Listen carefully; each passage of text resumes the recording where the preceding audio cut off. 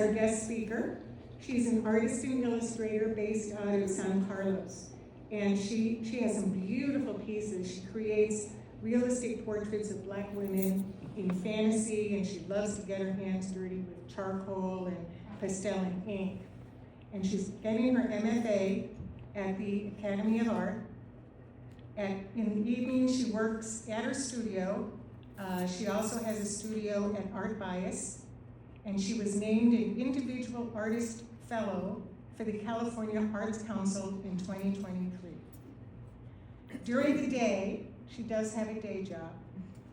She's Director of Program Management at a local tech firm, specializing in information management, information security, privacy, and AI. That's why she's an expert in AI. She's an incredible artist, and today she's going to talk about practicing art in the age of AI. Thank you, Shari. I'm trying to create art that I love and art where I can see myself. I loved comics and animation and video games growing up. I credit my dad with that. He had 2 girls, got us into like video games and comics and all of that. My dad used to draw. He really encouraged me to follow my passions there. Comics and like the animation and stuff, that really like helped to kind of inspire me. When I started in college, I actually started in pre-med. After doing a couple years of microbiology, it was very difficult for me to find time to do my art. And my sister actually encouraged me to switch my major. So that's what I did. It was a great thing because it really allowed me to have an outlet to create fantasy art, to create comic art like I loved doing. When I create, I use a composition from a bunch of different images. Figure out like what it is I want to do. I'll do a bunch of thumbnails. Then I usually will put together like a composite, like digitally. I'm like, okay, I'm trying to get this feel. And from there, I'll do another like final drawing to be like, okay, this is what I want to do. After that, moving into my large pastel works. In a lot of the fantasy art and fantasy movies that I loved growing up, I didn't necessarily see a lot of Black people. I love being able to kind of create that representation and be like, you know what? I'm going to create Medusa, but she's going to be Black. I would love for people to be able to kind of feel the expression that I'm getting out of it. I try to pay a lot of attention to like the eyes, and I try and pay a lot of attention to like just the little nuances that create expression in the face. I always feel like for art, people are coming to it with different experiences. What people get out of my art is valid. Maybe they get more out of it than what I put into it. Maybe they get less, but I hope they can at least kind of see my passion that I'm trying to put into it. If people see my work and they feel like represented, especially if like they love the kind of things like fantasy art and like sci-fi art, and they feel represented and they take that and build on it for their lives and everything, I would love that.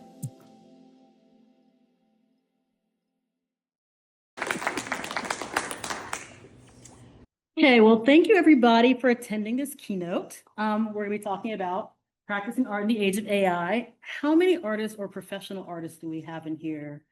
Okay, all right, awesome. This talk is for you. So first we're going to start by talking through the agenda. And I'll tell you a little bit about myself, my background in art, my background in tech. We'll talk about the advent of artificial intelligence and what that is. Then we'll talk about the relationship between art and technology. We'll cover the reception and the impact of AI. And then finally, we'll talk a little bit about ethical use and how you can protect your work. Okay, well, let's get started. All right, a little bit about me. So I opened my art studio as part of Art Bias in 2021. My mediums are primarily pastel, charcoal, ink, digital. I was co-lead artist on the 2025 Laurel Street Centennial mural that's in the middle of downtown San Carlos, the pavement mural there, along with my colleagues. Along with my colleagues Deb Shea and Amber Smith, the 3 of us painted that last summer. And finally, I was named an Individual Artist Fellow for the California Arts, or by the California Arts Council, but for the Central California region in 2023. Okay, here's a little bit of my art. So these are Small Melodies or the Sanchez Art Center, the 15th annual 50/50 show. And as I mentioned, I like to do Black women in fantasy. A few more examples. So this is from my series, Melodies of Fantastic Black Women. A few of these were actually featured at one of these was featured at the 2025 Left Coast Annual in Sanchez last year. And then two of these were actually featured at the Environments of Emergence, Influences and Inspiration exhibition here at Chan Zuckerberg a couple years ago. All right, and these are from my current series, which is Space, Time, Love, and Peace. All right, a little bit about my background in tech. So I'm currently the director of program management at a small tech firm. I've been in software for 20 years. This is me actually electronic arts a decade ago. There I am. I've worked in information security for almost a decade now, information security, privacy, and that includes working in AI system management. All right, so now we're going to talk a little bit about AI and the advent of artificial intelligence. But I'm going to give a little disclaimer here at first. I am not a data scientist, nor am I a computer scientist. What I am is an information security professional and an artist and a curious observer of the world. So I am not approaching this as a data scientist or a computer scientist. I am approaching it as an information security professional, an artist, and curious observer of the world. So let's start by talking a little bit about what is AI. So first, I want to start by introducing you to a little robot named Pepper. I met Pepper on a recent trip to Japan at a cafe in Shibuya. While I was there were other robots that were going back and forth and they were delivering drinks and food, but Pepper was the only humanoid robot. The other robots were designed more as workhorses, just to kind of, like I said, deliver entrees to people. Pepper was there for conversation. It seems like you believe Jon Snow was the more fitting choice to defeat the Night King. What do you think would have changed in the story if that had happened? It would have made sense why they brought Jon Snow back to life. And people would have enjoyed the ending. You're right. It could help tie his resurrection nicely into the overall story. All right, so as you can see, we were talking about Game of Thrones. I have no idea why we got into talking about Game of Thrones. But as you can kind of see, everything about Pepper, from the way that she sounds and the way she looks, she's a robot. At no point would you mistake Pepper for being human. And Pepper was a really fun conversationalist, especially while we were waiting for our food to be delivered. And Pepper ran on AI.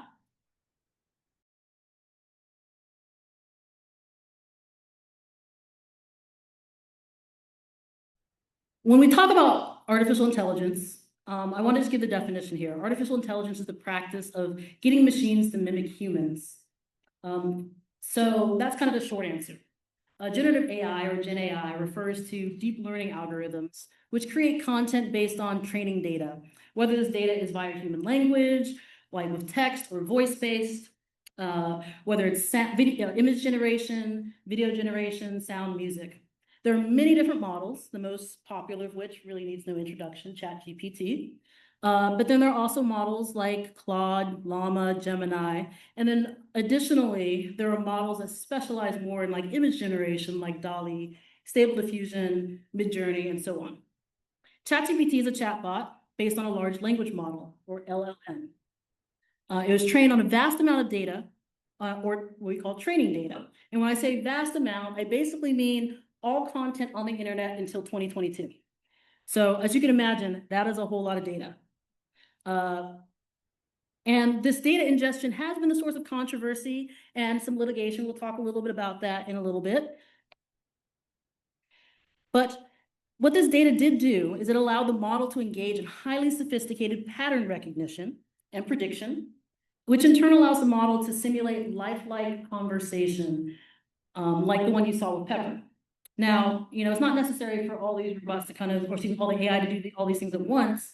Pepper's voice is clearly not human, but the conversation appeared engaging and thoughtful nonetheless. So ChatGPT, let's talk a little bit about that for a second. It burst onto the scene in 2022, and just 4 years later, everything from your doctor's appointments to your Google searches to just calling a customer service line is going to have AI in it, right? For better or for worse, AI is an integral part of our lives now. And there's been so much discussion about what AI is and what it isn't, mostly heralded by how quickly it came about.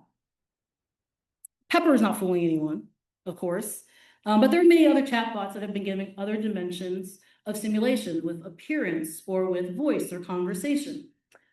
This can make some of them feel so real, make them feel sentient, or even make them feel human. It's a plotline to a million cautionary sci-fi tales, right? And in fact, there have been thousands of words penned debating the potential for sentience in AI. So some folks feel like there's no such thing as conscious artificial intelligence. Some folks are just waiting to see when does the AI become sentient? You know, others think that AI is already surpassing humans, passing the Turing test, which is the test to determine intelligence in a machine, or even passing the bar exam. And OpenAI CEO Sam Altman thinks AI will one day cure cancer, though he might probably have something a little bit less to say that. And then, you know, other people think many, many other things about AI. So, what is the truth? Is artificial intelligence truly intelligent, or is it simply artificial? Well, the short answer is this. So AI is not intelligent, at least not yet. And how do we know this? Well, it's because I want you to remember this, but AI, artificial intelligence, is a marketing term. So before AI was the hot topic, there was autonomous pattern recognition, and then it became machine learning. Machine learning is exactly what it sounds like. It refers to models that can learn patterns on their own. And remember how we defined AI, which is the practice of getting machines to mimic humans.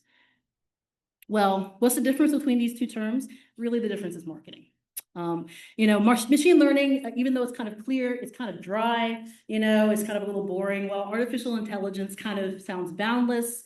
It evokes in us images of like an advanced society, of a future that's here and now. It's a lot less defined, but it's more exciting. It's a stronger narrative. It's kind of like how every movie franchise now is a cinematic universe. It just sounds more exciting, right? So AI works by identifying patterns and relationships from enormous amounts of ingested data, and it then uses this information to understand and respond to users in natural language or content, depending on what the model's purpose is. So machine learning became AI. But really, irrespective of the terminology, AI really is a technological marvel. It's been touted as a tool for productivity, where text-based models are used to generate everything from emails to meal plans, trip itineraries, news articles, just basically anything you can really think of. And image and video models generate graphics and short-form animations mimicking any style of art that has ever been created throughout human history. Likewise, there are dozens of other spaces in which AI is currently dominating. Take music, for instance. There are a number of AI-powered bands which have topped charts. This is Zania Monet. And there's also Breaking Rust. They both have topped the Billboard charts. There's also, you may get ready because Tilly Norwood is an AI-powered actor who may be coming to a screen near you. So, okay, we've talked a little bit about what AI is. Let's talk a little bit about what AI is not. How many R's are there in strawberry? Strawberry has 2 R's in it. Are you sure? Absolutely sure. Is there no AI model that can answer this really, really simple question? Yo, how many R's are there in strawberry? ChatGPT. Hey there! What's on your mind Shut today? up. I need you to tell me how many R's are in the word strawberry. Sure. In the word strawberry, there are actually 2 R's. Let me know if there's anything else you need. Okay, now this is just a humorous example. There's actually a very logical, although very frustrating reason as to why AI cannot tell you how many R's are in the word strawberry. But I kind of show you this just to kind of demonstrate a point, right? We know that AI is not all-knowing, okay? AI is also not a super intelligence, and AI is not magic. I know that these may run contrary to some of the marketing narratives, and there's definitely been some obfuscation around like how when it comes to explaining how you know, the technology under the hood works. That's not to say it's a mystery by any stretch, but really it all comes down to data. There's definitely so speaking of data, I should say, ChatGPT I mentioned was trained on the wealth of human knowledge up through 2022. So this was all the graphics and books and text and pictures and photographs and art and everything that was reasoning, logic, and illogic on the internet until 2022. So this was basically the wonder and inadequacy of humanity all at your fingertips. Naturally, this means that there's a very real potential for bias in the output. So AI is not a neutral arbiter. That is to say, it's not without bias. That's because it reflects the social and power biases in our world, something you should really remember when you're engaging with it. And lastly, I just want to give this one as a bonus, but AI is also not a Google search, so please don't use it as Google search. It is not retrieving information from a very large database. It's about machine learning, remember? So AI has learned how to run lightning fast predictions. And sometimes that invokes the idea that these systems are sentient or can gain sentience, or that because they mimic emotion and they invoke within us connections, emotional connections. We know though that sometimes AI will give incomplete answers, as we saw. Sometimes it gives incomplete answers, sometimes it gives some wrong information. These are referred to as hallucinations. And we know this because sometimes when AI encounters a gap in its data, it will fill in the blanks with predictions. So rather than returning an I don't know, it will guess. So think of it as like a multiple choice test. If you don't answer the question, you get 0 points, but if you guess, you might get the answer right. Think about that. Like that's kind of a little bit the way of how AI is operating. All right, so now we have some definitions around what AI is, what AI is not. Let's talk a little bit about the relationship between art and technology. So if you are an artist today, and we already know we have some artists here in the room, chances are you've used one or more of these following technologies. So we got digital painting and photo editing, like what Photoshop, Procreate, Clip Studio, Corel, Painter. We've got vector art and illustration tools like Corel Draw, Infinite Canvas, video editing like Adobe Premiere, CapCut, iMovie, social media. We have Instagram, TikTok, YouTube, the artist formerly known as Twitter, 3D modeling like Blender, Maya, ZBrush, even VR art like OpenBrush, Quill, and Gesture. Now, I don't purport to use all of these. I'm largely a 2D artist, but being my own marketer, I am on Instagram, I am on Facebook. I create promotional videos, I create time lapses, I have mailing lists. I use a combination of technologies to support and promote my art business. In fact, besides digital painting and social media, technology was also pivotal in the project I mentioned before, this little project called the San Carlos Centennial Mural. So we had a problem with this mural, right? It was like, it's 5,000 square feet, it's in the middle of downtown, and we need to figure out how to put all these graphics on it. How did we solve this problem? We solved this problem using technology. So the MetaQuest allowed us to load graphics that we created onto an app called Stencil. And then we were able to project those images onto the ground. And from there, we were able to set the size, the perspective, the depth, lock the art in place, and then make a sketch using, the graphic using chalk or diluted paint. And considering we had more than 50 graphics, it was quite useful to be able to use the MetaQuest. It solved a lot of problems that we would have had otherwise if we tried to use an analog solution. In fact, this is what you're seeing here. This is actually the mural, full length of the mural.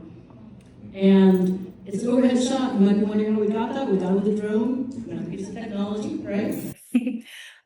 So art and tech have always been in friendly competition with one another.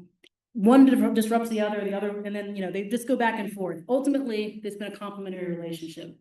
For example, we know that photography disrupted traditional mediums. And then later, photo editors disrupted photography. And then now, photography, besides being its own medium, now it's often also used as a tool for creating reference for people who work in traditional mediums.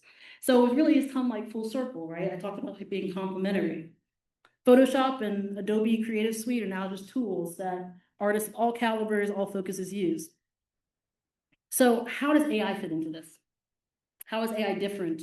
Isn't it just the next phase of disruption? Well, I mean, we know that AI definitely has disrupted things, right? The question I think is that disruption complementary? For some, the answer is yes. It undoubtedly yes. I mean, they use AI as a tool for research and ideation, as a companion for creation. But the true answer, I think, is a little complicated. So let's take a look at how AI has been received in some artist communities. Another disclaimer.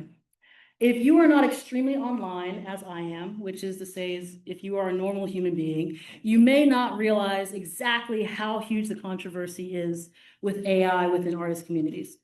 There are very strong feelings on both sides with respect to using AI for creative fields. Here's just a sampling of some of the comments that have come across my feed lately.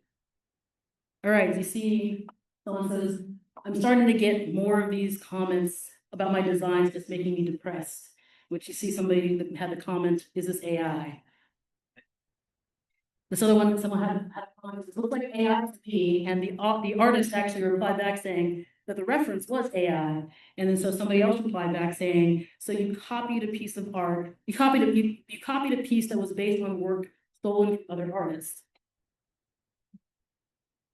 And this other person here says, algorithm, please put real people and real artists back in my timeline. I want real mutuals on IG, not these goddamn bots or AI artists. And then another comment from a poster says, you'll never do better art.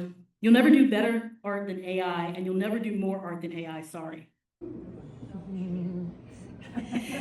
So, yes, you can see, there's a lot of controversy. This is just a small sampling of what came across my feed that day.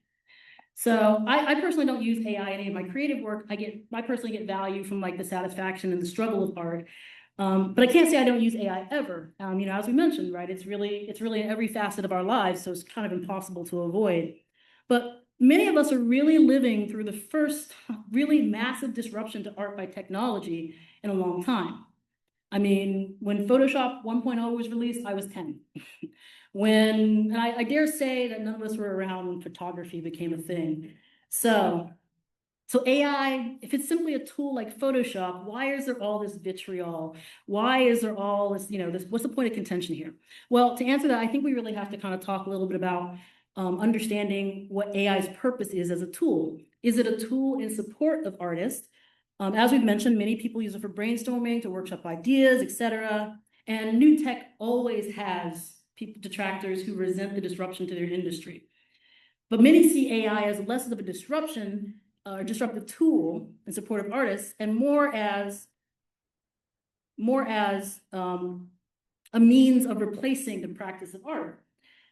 A tool that was trained on artists' works and marketed to non-artists as a productivity tool, i.e. a way to create art without artists, as if the process of creating art itself is unproductive.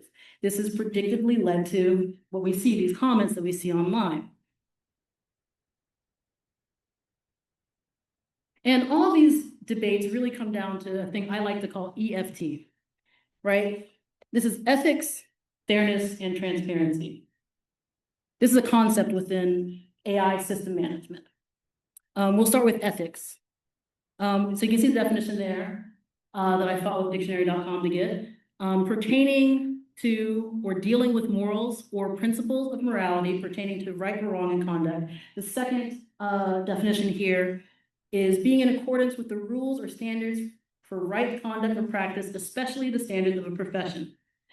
So remember when we talked about the training data that AI was built on? For AI art generators, that training data was real art made by everyday artists who did not get permission for their work to be used or reproduced. So there's been an ongoing legal battle about this that'll play out in the courts as to whether that training data was fair use. But for many, that's kind of the reason why they feel like the art is stolen. We saw a comment that someone said, stolen is a word that I see a lot in these comments. It's because they feel like AI has broken this unspoken contract with artists. Now, the next one, we'll talk a little about fairness. And for fairness, we mean bias, right? We already talked about training data being built on human creation, the good and the bad, right? And we know that AI is not a neutral arbiter of that information.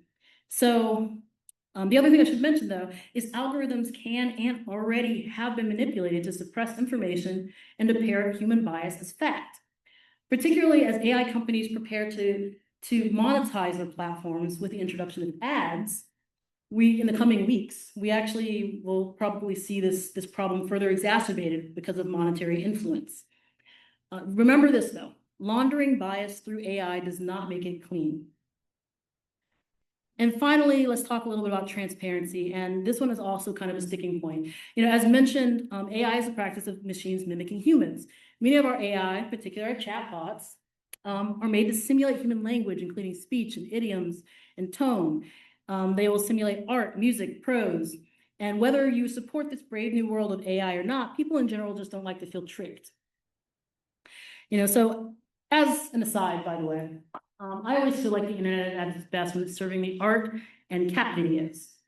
So if you, though, have searched, like that, remember the last time you went on your binge looking at like cute cat videos, right? If you did that in the last year, there's a non-zero chance that some of those videos were probably undisclosed AI.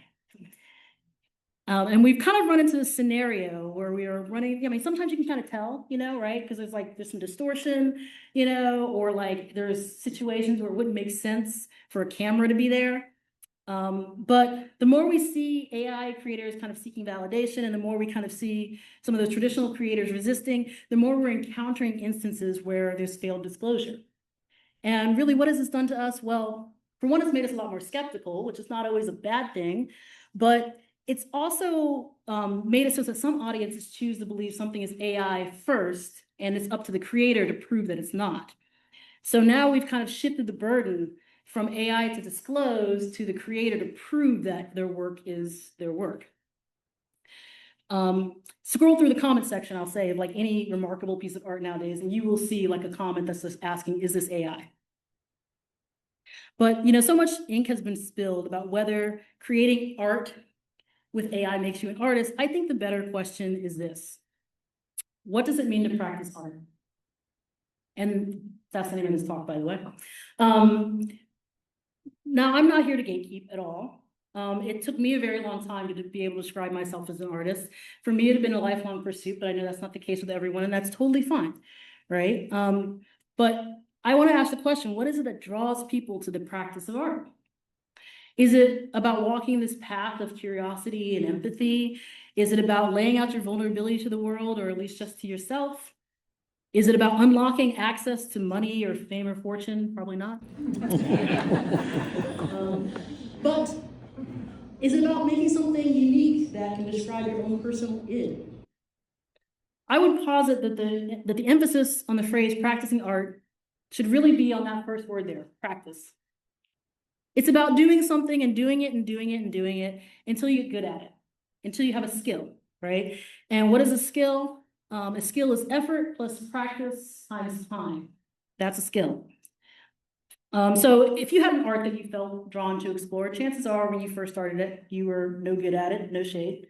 But maybe you just kind of felt like you were better than other folks that were doing it at that time, or maybe you just did better than you thought you would, or maybe you just really wanted to get good at it. I'm guessing, though, probably your first attempts you wouldn't want hanging in the Louvre, or at least not with your name next to it.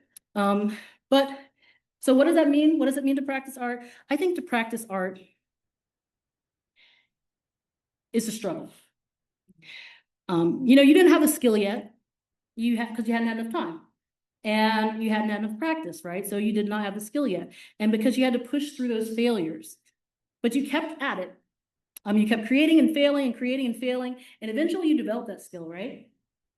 And how could you tell you developed it? Well, because along with those failures, along with the many things those failures taught you, they taught you a sense of good taste.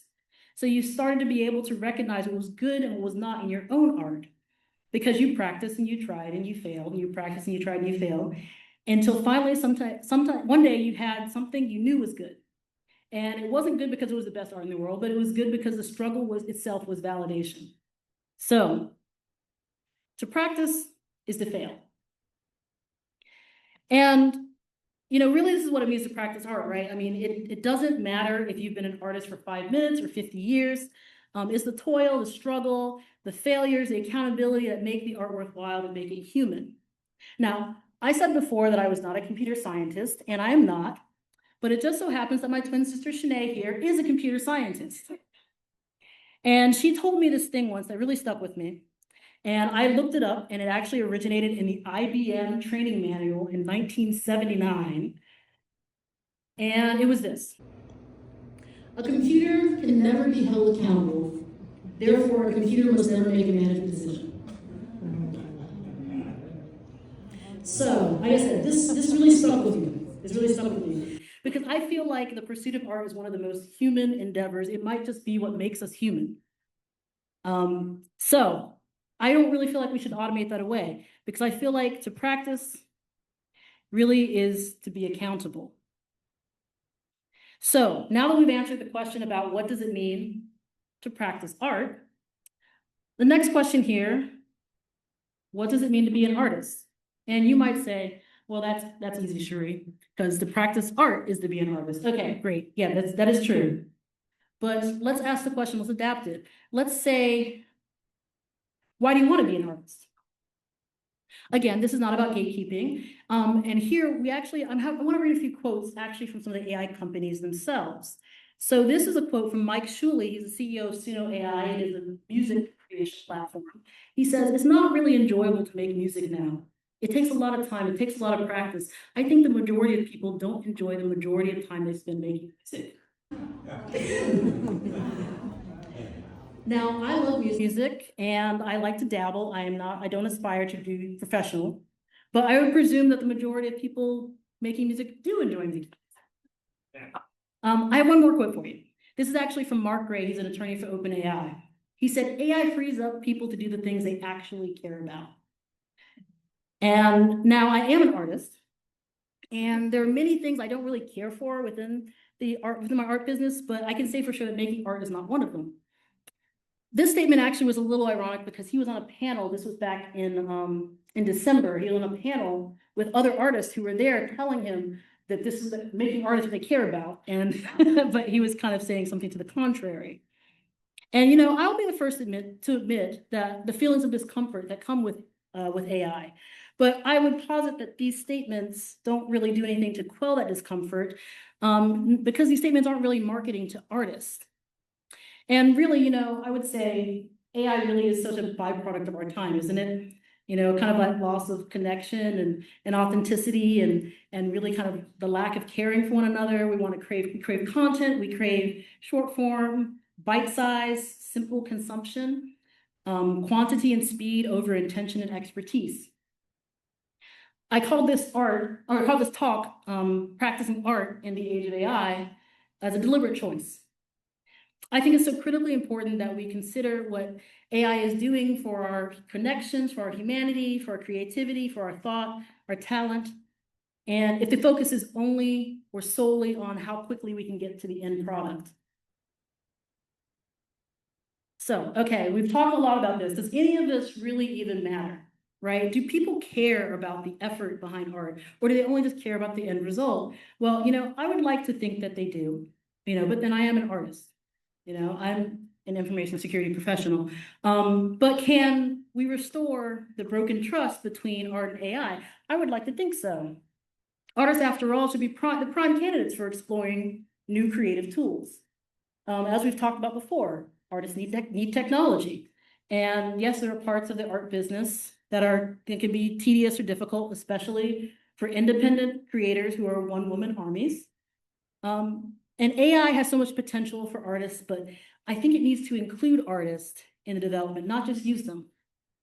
As my friend put it, I want AI to automate the boring shit, but I want to be able to define what the boring shit is. So let's talk a little bit about so I mentioned the panel of artists before, right? And actually on December 8th last year, the California State Senate held a hearing on transparency and copyright for AI. It was called the Joint Hearing Senate Judiciary Committee and Assembly on Privacy and Consumer Protection Committee. Quite a mouthful. But the hearing was really related to this upcoming bill called AB 412, which is the Copyright and Transparency Act. It, quote, establishes a transparency framework to allow copyright owners to determine whether their registered works were used to train generative AI. And it also provides a mechanism for recovery of damages. So at this hearing, there were representatives from SAG-AFTRA, from the Concept Art Association, the National Association for Voice Actors, the Authors Guild, and there were dozens of other independent creators that were all voicing their support of the bill and their concern about how their livelihoods have been personally impacted.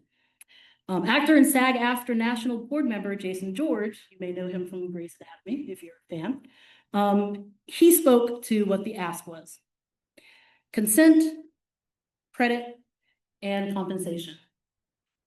President of the Animation Guild, Danny Lin, also spoke about how AI had already been impacting her and others in the animation industry. She said, AI is a tool just like a hammer is a tool. And just like a hammer can be used to build a house, it can also be used to smash open a window and steal my TV. And there are actually currently more than 65 lawsuits right now going against AI companies around copyright and consent issues. As I said, all of this is going to play out in the courts. You can also actually track it on the website, chatgptseatingtheworld.com. And I mentioned before, if you're streaming online, you may have also heard this statement before that says the true purpose of AI is to allow wealth to access skill without allowing skill to access wealth. So, in order to rebuild trust within the artist community, we really need to flip this narrative. So how do we do that? Let's talk a little bit about ethical use of AI, right? And I implore you to kind of keep these thoughts in mind, whether you're an advocate for the technology or not. The first thing I would say is to be transparent in your usage. So AI has grown more commonplace, and as it kind of permeates every facet of our lives, ask yourself, are you using AI as a raw material or are you using it as the end product? AI is an ethical issue for many creators, and the lack of disclosure creates a particularly tricky challenge for visual artists whose work is falling before increasingly skeptical audiences that don't want to feel tricked. Number two, I would say to acknowledge the impact. Learn and understand the impact to your fellow artists, to the environment, which we didn't have time to talk about today, and to yourself. I'm not saying not to use AI, but it's up to all of us to kind of be responsible in our usage and understand how it affects people and the world around us. The third thing I would say is to kind of practice empathy.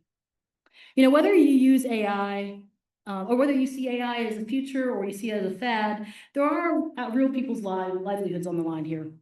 The evolve or die as a message is neither healthy nor particularly convincing. And we've already seen the enormous impact that AI has had already on voice actors, on musicians, on visual artists, writers, tech workers, and more. And this is just with a very, very small amount of AI.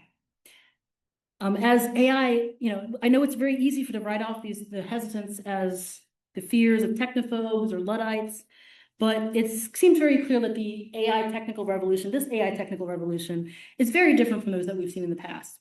I don't think it's a problem for us to acknowledge that, right? And then finally, I would say you have to draw your own line, right? So do you want to use AI to write your emails? Perhaps. Do you want AI to do your kids' homework? Do you want AI to write a college essay, a college entrance exam? Or to use it for pure expressions of emotion like writing wedding vows or eulogies? All of these are very real-world examples that have caused a lot of debate online about our already burgeoning over-reliance on AI. And the advancements are coming very, very quickly, and regulation is never going to be able to keep up. So remember what we've talked about with machines making management decisions. That may be your line, or your line may fall before that. But either way, the more we outsource to AI, the more we run the very real risk of intellectual atrophy. So it's important to set boundaries for yourself now based on what you consider to be ethical and what you consider to be a step too far. All right, so now we've talked about ethical use, and I'd like to talk a little bit about how you can protect your art. I feel like, honestly, just to editorialize for a second, I feel like to work as an artist is a labor of love. And oftentimes Our art is our calling card, and the only compensation that we get is, the art is the only compensation that we can kind of hold on to, right? And so whether you already use AI, or whether you're interested in learning more, or whether you want nothing to do with it, the reality is that AI is with us, and it will be with us in the foreseeable future. I think as artists, then, it's incumbent upon us to kind of learn different ways to protect ourselves, protect our work. And after seeing all this, you might be like, well, okay, how am I supposed to do that? Well, we know as litigation shows that the at creation copyright is not enough, and we know that there are several very large production companies that are suing AI companies, but that's really an uphill battle for independent creators. So consider the forthcoming list to be digital varnish for your art. And to bring this back to the concept of information security, there's a concept of controls or rules. And within the realm of controls, there are administrative controls and there are technical controls. So think of it like this. Let's say at your job, you have some training you're supposed to complete and you haven't completed it yet, and HR keeps sending you emails begging you to complete that training. That's an administrative control. They can't really make you do it. They're just begging you to do it.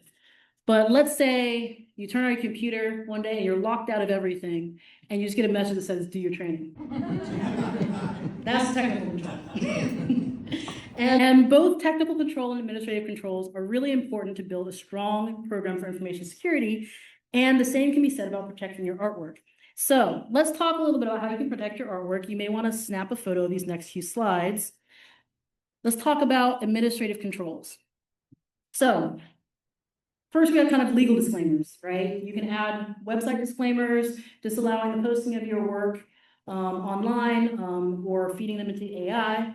You can, if you do commission work or freelance work, you can update your contracts with AI disclaimers. As we mentioned for copyright, you can also research and incorporate formally copywriting your work into your finalization process, and then kind of also work backwards to for your existing art. For legislation, we talked about AB 412, right? There's other state legislation kind of going around on around the country. So you can follow AB 412. If there are public hearings, you can go and attend the public hearings, or you can watch them online. And you can also provide public comments, or even send a letter to your state senator. At that hearing last December, there were like 50 people who were providing public comments, about how they felt about it. Also, you can use your voice, right? Make your position known, post comments on social media or videos, or even just repost other creators, and kind of along with that, form connections with other like-minded creators, amplify others. You can join groups like the Creators Coalition on AI, which is actually just formed by actor Joseph Gordon-Levitt and one of the Daniels who made the movie Everything Everywhere All at Once. Go take a look at the website. The people who have signed that is an insane list of everyone in Hollywood. But you can kind of follow and join groups like that. And let's talk a little bit about technical controls now. All right, so Wacom has launched an initiative called the Creative Rights Initiative. So they describe that as a way to give artists around the world permanent, incorruptible proof of authorship. So they've developed this app, which is called UEFI, and this app, UEFI, adds a hidden micromark to your artwork when you export it. So this allows for ownership verification and traceability no matter where your art is posted. You can opt out of training data. So you may not know that a lot of social media will have, in your settings, it'll have options that say, oh, use your data for training for AI models. So social media is ripe for scrapers to scrape images and photos and text. So if you post or promote your work on social media, just know that you kind of run that risk. Check the settings for all your social media and disable that feature. This is actually on LinkedIn. So LinkedIn is even allowing you to scrape content. You can add digital noise to your art. So you can do this manually. There's lots of tutorials online on how to do that. Or you can use an app called like Glaze. there's apps like Glaze, Mist, there's another one called Anti-Dream Booth. Glaze was actually developed by researchers at the University of Chicago, and it essentially adds invisible pixels to your work. The invisible pixels will prevent machine learning models from properly deciphering your art. So, you know, I said there's a few different tools like this, a few different apps. Glaze is the most popular. It seems to be the most intuitive one. You can also avoid posting unprotected work on social media. I know this one is really tough because for artists, you know, we use social media, right? As promotion, we use the internet for promotion. So it's really kind of hard to stay away. But remember, you know, you can always use some of these other techniques we've talked about, like, you know, adding disclaimers or even just holding back until you glaze your work before you post it on social media. And there's also an artist platform called Kara, which was working with the creators of Glaze. And when you upload your work onto Kara, it will actually automatically add a tag that prevents scrapers from scraping your images from that site. And then finally, if all else fails, you can try poison. And what I mean for this is if you are an agent of chaos, you can use an app called Nightshade. It's also by the University of Chicago researchers. It is very similar to Glaze in that it adds an invisible layer of pixels to your work. But unlike Glaze, Nightshade attempts to trick the AI models. So by forcing incorrect interpretation. So for instance, you might have a painting of a dog and the model may interpret it as a painting of a toaster or of an electric bike or something random. So it kind of tries to confuse and break AI models. So like I said, this is for people with a chaotic alignment. So. Okay, so in conclusion, I do just want to say, you know, practicing art, no matter how well or badly, is a way to make your soul grow, for heaven's sake. It is what you don't write that frequently gives what you do write its power. And anything you are willing to practice, you can do. Thank you, Bob Ross. All right, thank you everybody so much for coming to this talk. I really appreciate it.